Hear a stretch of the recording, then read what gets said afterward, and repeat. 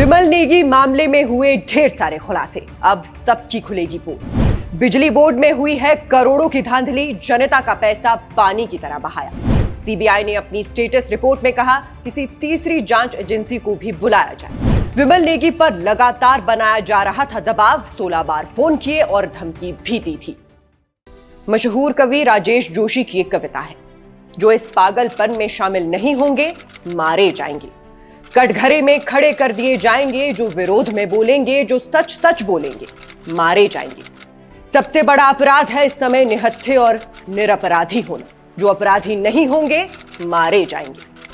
ये कविता सिर्फ जज्बात नहीं है, बल्कि सरकारों की हकीकत का आईना है। और इस आईने ने अब एक बार फिर से हिमाचल के सबसे सनसनीखेज केसों में से एक विमल नेगी मौत मामले को हमारे सामने खोल कर रख दिया है।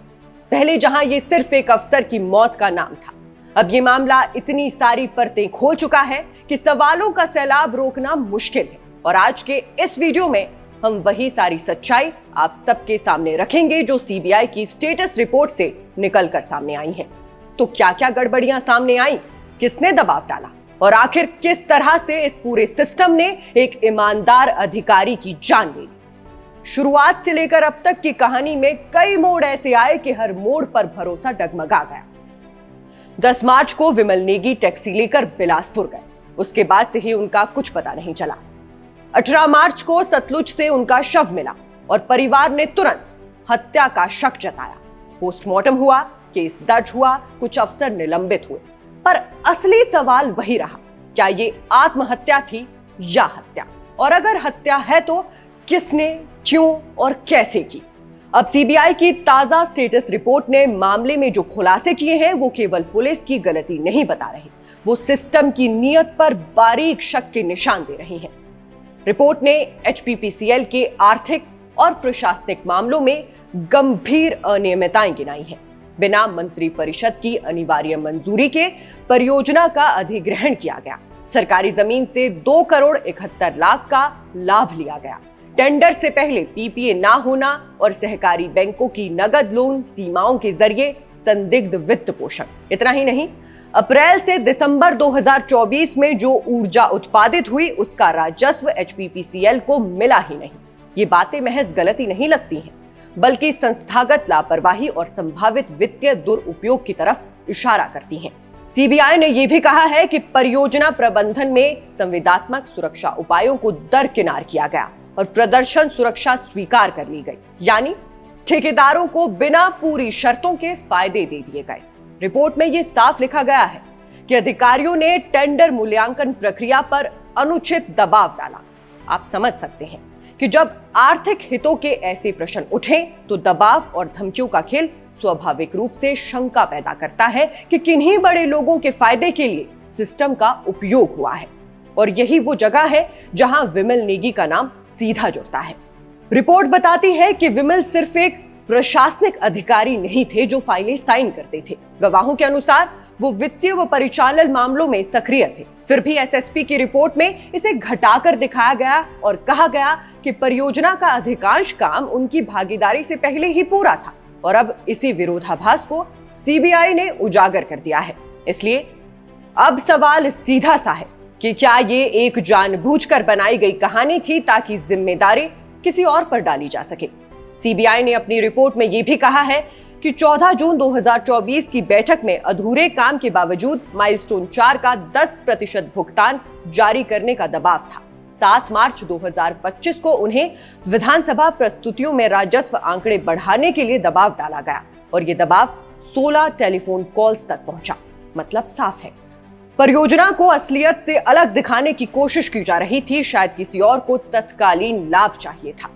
रिपोर्ट में यह भी दावा है कि विमल नेगी को माइलस्टोन की 10% पेमेंट के ऑडिट आपत्तियों को नजरअंदाज करने और राजस्व को 25 करोड़ बता देने का झूठा दबाव बनाया जा रहा था।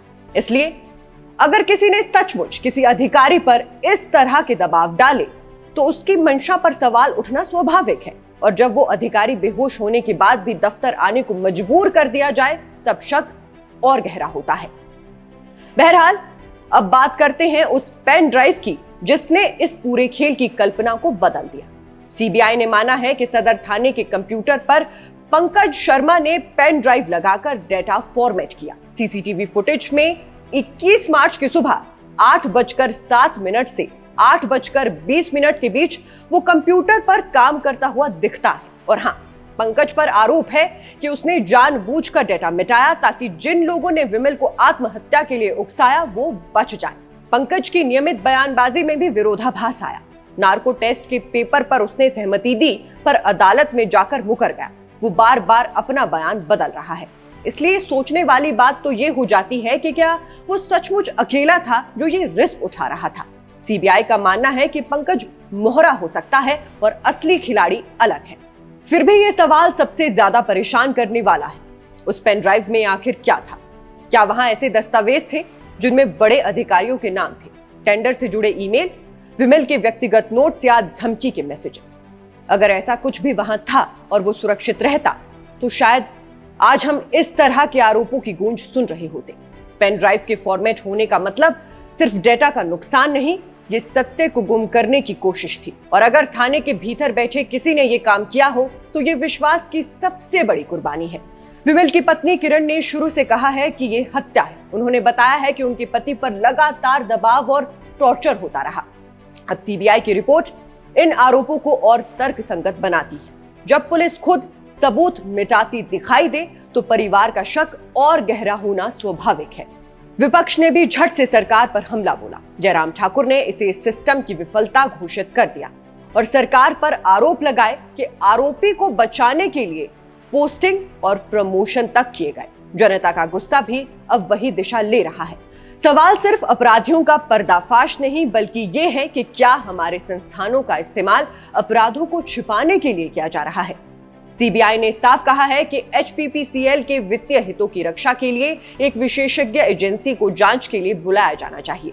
यानी मामला केवल एक मौत का नहीं, बल्कि बड़े पैमाने पर सरकार के विभागों में फैली अनियमितताओं का है। और एसएसपी की लोकल रिपोर्ट में जो कमियां थी उन्हें सीबीआई ने उजागर किया है। ये दिखाता है कि स्थानीय जांच में पक्षपात और कमजोरियां मौजूद थी। वहीं सीबीआई अब इस मामले की स्थितियों को खोलकर रख रही है और इस खुलासे के साथ सवाल और बढ़ते जा रहे हैं। अब जमकर दबाव है। जनता सच्चाई जानना चाहती है, पर क्या सच्चाई सामने आएगी? क्या सीबीआई उन बड़े नामों तक पहुंचेगी जिन्होंने दबाव बनाया, जिन्होंने पेन ड्राइव के अंदर के रहस्यों से डरकर सबूत मिटवाए? पंकज जैसे मोहरों को फंसाकर क्या असल खिलाड़ी बच पाएंगे? ये वही सवाल हैं जिनके जवाब तय करेंगे कि हिमाचल की न्याय व्यवस्था कितनी मजबूत है। अभी इस केस का असली मोड़ आना बाकी है और हर सुनवाई, हर नई रिपोर्ट पर जनता की नजरें टिकी हैं। हम उम्मीद करते हैं कि सीबीआई निष्पक्षता से जांच करके असली गुनहगारों तक पहुंचेगी और जो भी दोषी हो उसे कानून के तहत सजा मिले। नहीं तो ये मामला सिर्फ एक और अधूरा अध्याय बनकर रह जाएगा, जहां सिर्फ मोहरे फंसे और असली खिलाड़ी बच निकले। ऐसे में अब आप दर्शकों की इस मामले पर क्या राय बन रही है? क्या सरकार और पुलिस इस बार जवाबदेह ठहरेंगे? क्या सीबीआई असली सच्चाई तक पहुंच पाएगी? नीचे कमेंट में अपनी बात लिखिए और अपना संदेश हम तक जरूर भेजिएगा। बाकी हमारे चैनल को सब्सक्राइब और फॉलो करना ना भूलिए। फिलहाल के लिए इस खबर में बस इतना ही। नमस्कार।